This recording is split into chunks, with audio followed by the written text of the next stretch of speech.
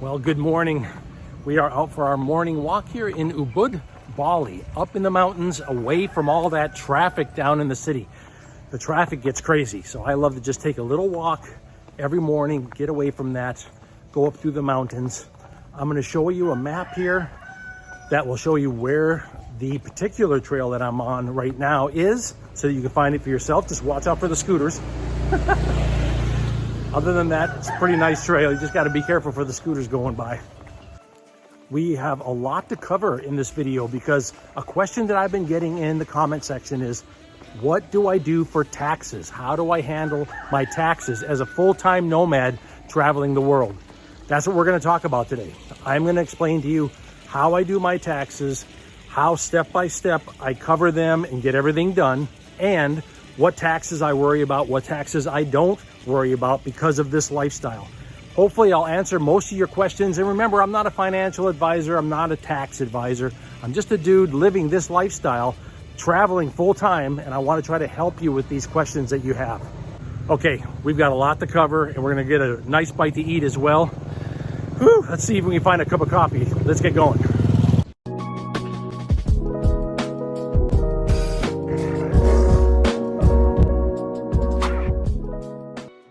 Every morning I like to get up early and have the breakfast that is provided at my guest house. This guest house is costing me between $16 to $18 a day, depending upon the season. And this is one of the things I love about it, is the room comes with a nice breakfast every morning. It gets me started. I don't have to worry about finding a place to grab a bite to eat in the morning. I get my breakfast right here in house, and then I can head out for my walk and start looking around for places to kind of check out and all of that. First, let's talk about the taxes that I deal with from my home country, the US, okay? There's two different kinds of taxes, basically, that most Americans have to worry about. And that's state and federal taxes. And if I'm traveling full time, a lot of you want to know, what do you do for state and federal taxes? You know, you're not working a job back in the States, but you're still a US citizen, and the United States is the only country that no matter where you live on earth, you will file your taxes for the money that you earn anywhere on earth. What do I do? Well, let's have a seat here and I'll explain it all to you. Let's start by talking about what I do with my state taxes. My state taxes in the state of Hawaii are rather high. And so my suggestion has always been that if you're going to do a digital nomad lifestyle, unless you absolutely have to maintain your state that you're in right now for some reason, for some business reason or some other type of legal reason, I would change states to Texas. Texas is a state that you can go to and you can set up a address there, whether it be with an address service or a post office service or with a family member. And that's what I did. I have a family member that lives in Texas, and so I moved my address to Texas. And that way I don't worry about state taxes. So that's the first step. The second step is my federal taxes. Let's stand up and I'll tell you about that. So I like to use a CPA to do all my taxes, first of all. I don't mess with my taxes. I let them get done by a professional. Every year, all of my banks and all of my brokerages and everything else that I get money through, any type of system that I get money through or where I keep my money or invest my money, they have an end of the year assessment online that I can download. That document makes it so easy. I go through, there's about 6 different ones that I have to download, and I send that to my CPA in an email from anywhere on earth that I am. It doesn't matter where I'm at. She takes all that information and does my taxes. Now, for federal taxes, I wanted to stop in and get a cappuccino here at this cafe with a beautiful view. But it was like no one was here. So I just kind of walked around and I thought, you know what, I'm still going to show you the beautiful view from here.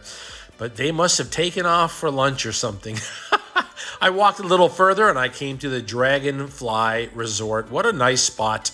This is just beautiful. This is a yoga retreat. They have rooms here. They have a vegetarian cafe here. And they have a wonderful little coffee cafe as well, which I enjoy with a beautiful view as I'm going to show you.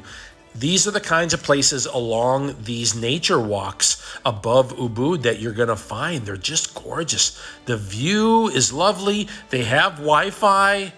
You can, get some work done if you needed to. But for me, it's more of just a casual stop into the cafe and get something. Thank you so much. Oh, that looks wonderful. Oh, my. Some sugar? Sure, that sounds good. Thank you. When I find these places, it's just a time to relax. I either just listen to the sounds of nature, or maybe I'll put my headphones in and listen to some light music.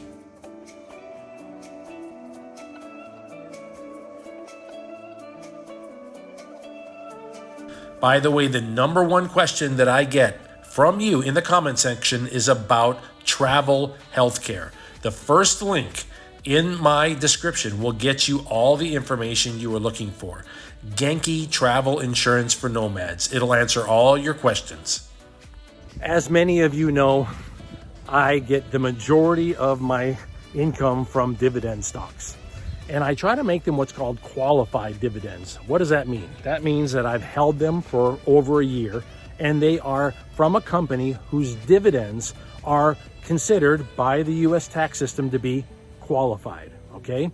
Now, this is very easy for you to search for. You can search these on any type of search engine, whatever stock you're looking for. You can ask questions online and say, is this a qualified dividend? Is it not? Because there are some types of investments that the income that you receive from it does not fall under a qualified dividend, even though they call it a dividend.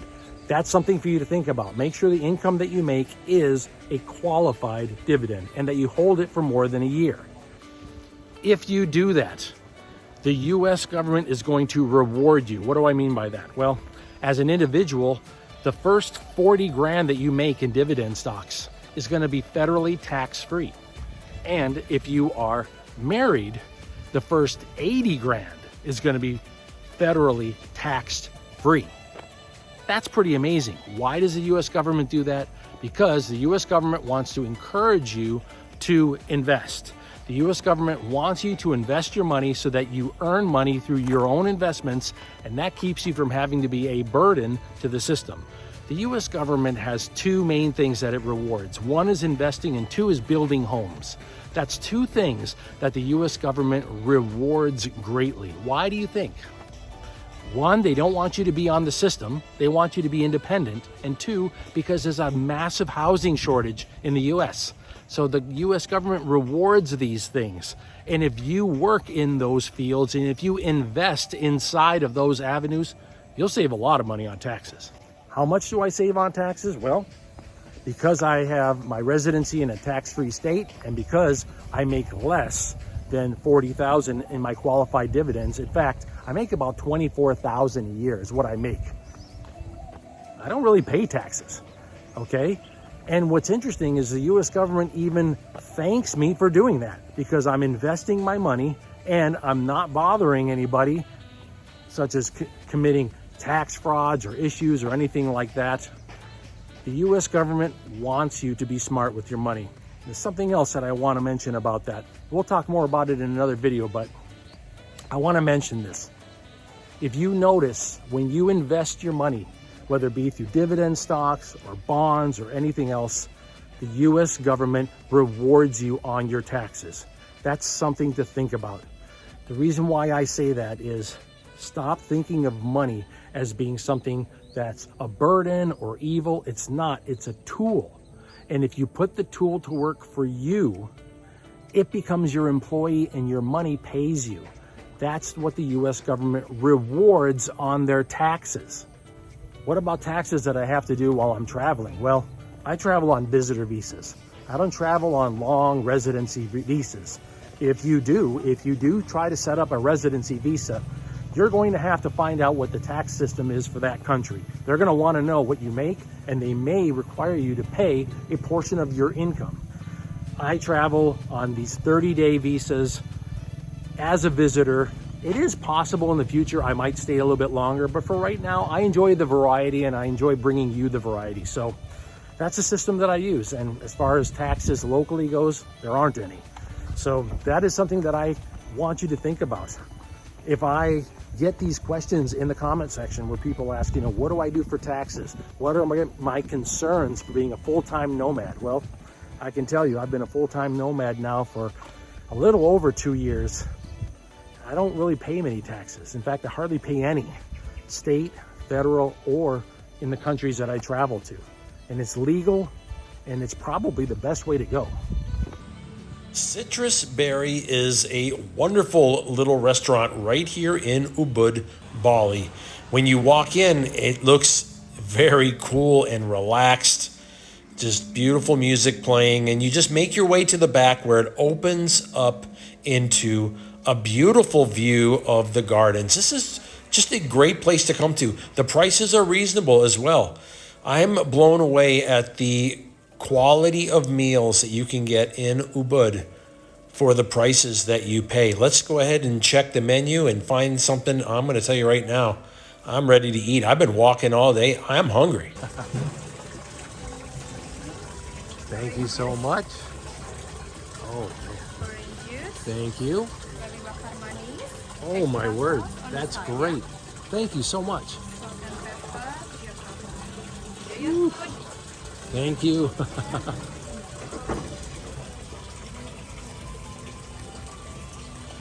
Savory pork ribs with the salsa on the side that's got some spice to it. It's got some red pepper kick to it. Whew, really good. And fresh made orange juice right here to my table at an affordable price. I mean, this whole meal came up to about $11.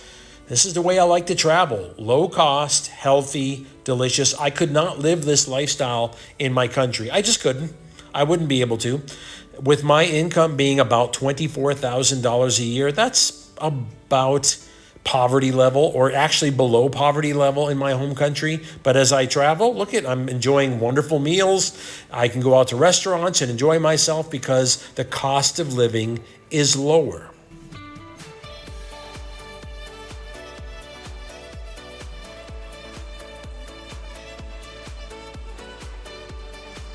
I want to thank you for spending some time with me today. We got a chance to talk about taxes. We talked about how taxes work as I travel this way full-time as a nomad, traveling overseas as a minimalist.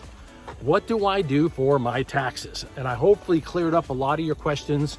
And in the future, if you have more, just let me know in the comment section, and I'll do my best to answer some more questions in the future about taxes if you still have some. If you have any questions about this lifestyle, if you want to learn more about traveling as a minimalist like this around the world as a digital nomad, like and subscribe to the video and come along with me. The main equipment that I enjoy traveling with, my favorite equipment, you can find that information in the description. You'll find out about the sandals that I bring. You'll find out about the backpack that I like to travel with and get some information on that. That's a big part of how I travel, is to have the right lightweight but strong equipment. Okay. I'm gonna go and get myself maybe a nice cool drink somewhere. We'll talk again soon. Aloha. Watch out for them mad Indonesian attack cats. Look at here, we got a crazy mad cat coming here.